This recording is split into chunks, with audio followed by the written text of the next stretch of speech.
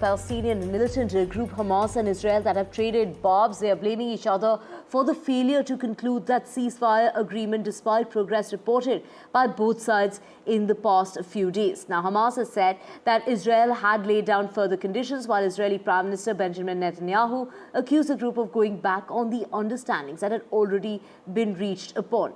Now, Hamas said that the occupation has set new conditions related to its withdrawal, ceasefire, as well as the prisoners and the return of the displaced, which has delayed reaching that agreement that was available. יישאר בידי צה"ל. צה"ל יוכל לפעול בכל דרך על מנת להסיר איומים, למנוע מנהור, למנוע תשתיות טרור, למנוע התארגנות מחבלים וניסיון לפגוע במדינת ישראל או בחיילי צה"ל. We have my colleague Ghazali joining us to get us more on this. Ghazali, take us through what's really been said by Benjamin Netanyahu's office on Wednesday. They have gone ahead and made accusations that it is Hamas that has, gone back on the terms that were agreed upon. See, both sides, as you rightly pointed out in your intro, that both sides are accusing each other for stalling the negotiation talks. And this is not happening for the first time. In the last 1 year, many attempts have been made to bring both the parties on the table.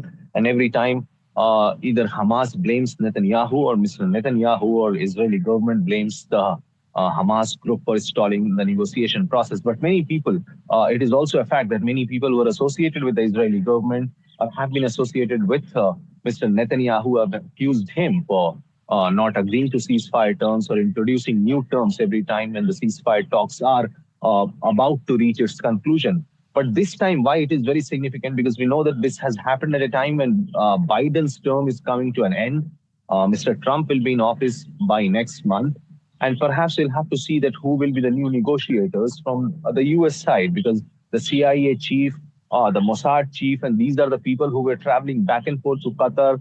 They were negotiating with Egypt and even Turkey to broker the ceasefire, but that has not worked now. And at this critical juncture, with a regime change or say the administration change in the United States, it will also have an impact on this negotiation talks as well, because Netanyahu and his government have shown that they are probably going to stay in Gaza to reoccupy the Gaza again and install their army and other resources on the ground.